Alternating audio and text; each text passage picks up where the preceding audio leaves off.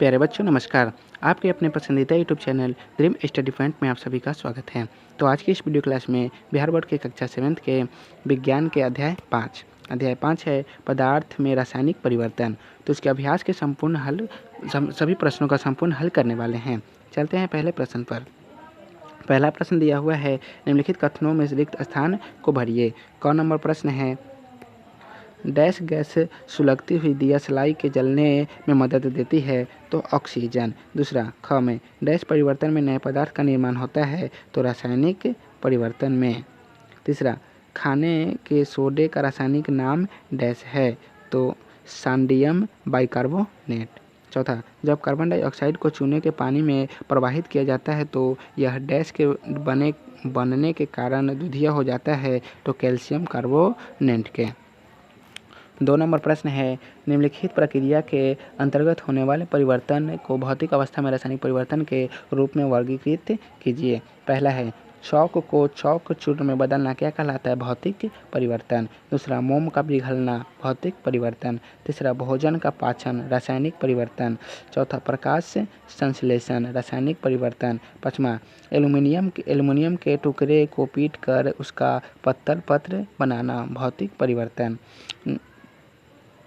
छठा, जल में शक्कर का घुलना भौतिक परिवर्तन। सातवां, कोयले का जलना रासायनिक परिवर्तन। आठवां, रवाकर द्वारा शुद्ध पदार्थ प्राप्त करना क्या कहलाता है? रासायनिक परिवर्तन।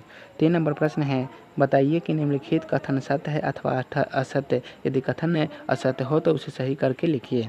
पहला, लकड़ी के लट्ठे को टुकड़े में काटना एक रासायनिक परिवर्तन है, असत्य है।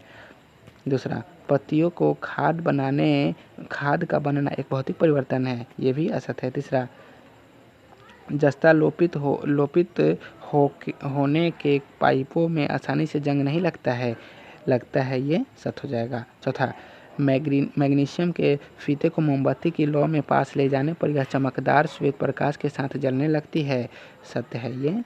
और लास्ट क्या है, मैग्नीशियम ऑक्साइड के जलीय विलयन अम्लीय होता है, नहीं, ये असत्य हो जाएगा। 4 नंबर प्रश्न है, क्या होता है जब सिरका में इनो डालते हैं तो कार्बन डाइऑक्साइड और अन्य पदार्थ प्राप्त होते हैं? ख में नीला थोथा का विलयन में ब्लेड डाला। नीला थोथा में ब्लेड या आयरन डालने पर आयरन सल्फेट का हग चिन्यन और कॉपर का भूरा अवशेष प्राप्त होता है। ग नंबर, लोहे के तावा को नमी युक्त वायु में रावते हैं, लोहे को नगी युवा वायु में रखते हैं, लौह ऑक्साइड बनना जिसे जंग कहते हैं।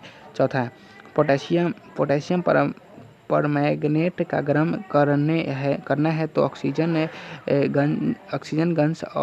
गैस और अन्य पदार्थ बनते हैं। 5 नंबर प्रश्न है, भौतिक परिवर्तन एवं रासायनिक परिवर्तन में अंतर बताइए, प्रत्येक के लिए एक उत्तर दीजिए। तो इसका उत्तर हो जाएगा, भौतिक परिवर्तन में पदार्थों का भौतिक गुण, रंग, आकार अथवा अवस्था में परिवर्तन होता है, नए पदार्थ नहीं बनता। उत्क्रमणीय परिवर्तन होता है, जैसे स्वर बैंड का खींचना।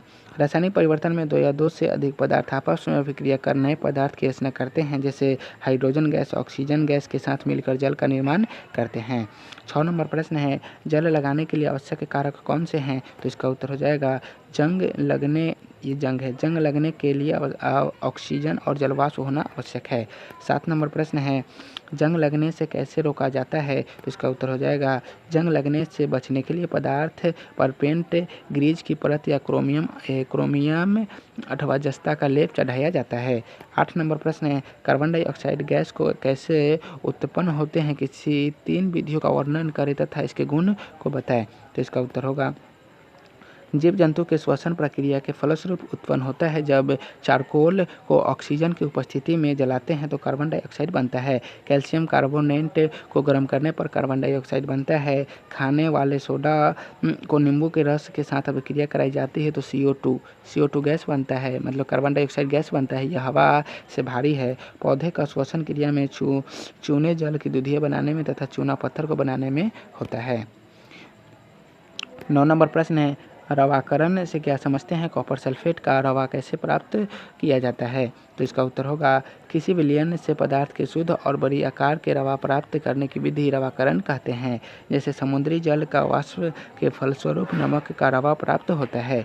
एक बीकर में जल लेते हैं, उसमें 1-2 बूंद तनु सल्फ्यूरिक अम्ल डालते हैं और फिर गर्म करते हैं। जब जल उबलना शुरू हो जाए तो उसे कॉपर सल्फेट के चूर्ण डालते हैं और चलाते हैं जब तक कॉपर सल्फेट घुले। थोड़ा थोड़ा चूर्ण डालते हैं तो घुलना बंद होने पर फिल्टर पेपर से छान लेते हैं। ठंडा होने के थोड़ी देर बाद कॉपर सल्फेट के रवा प्राप्त होता है।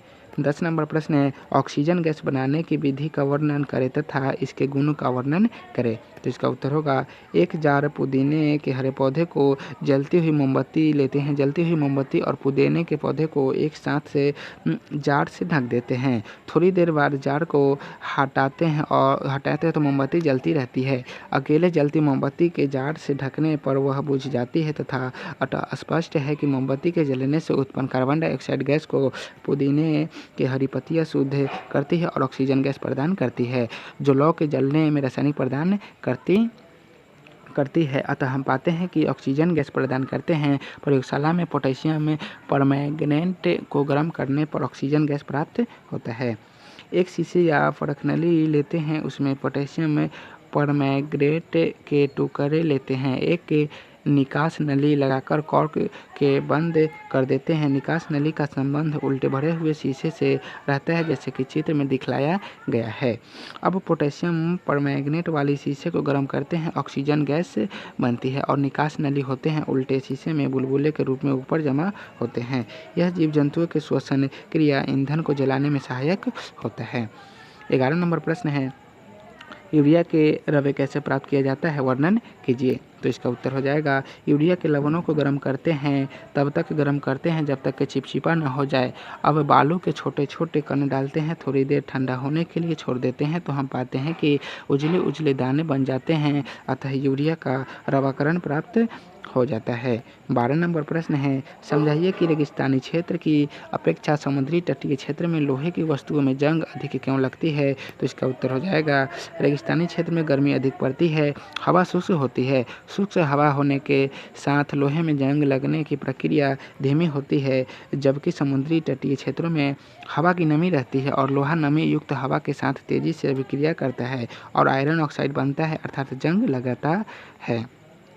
13 नंबर प्रश्न है, आप कैसे दिखाएंगे कि दही का जमना एक रासायनिक अभिक्रिया है? तो इसका उत्तर हो जाएगा दही बैक्टीरिया के कारण जमता है। जब दूध में बैक्टीरिया जाती है तो वह जम जाता है। दूध अपना गुण खो देता है। दही से पुनः दूध की प्राप्ति नहीं करते हैं। दही को कुछ दिन तक छोड़ देते हैं, उसमें गैस निकलती है। गैस निकलना रंग में परिवर्तन होना सूचित करता है कि दही का जमना एक रासायनिक अभिक्रिया है। तो प्यारे बच्चों, आज की इस वीडियो को यहीं समाप्त करते हैं, फिर मिलेंगे नेक्स्ट वीडियो में।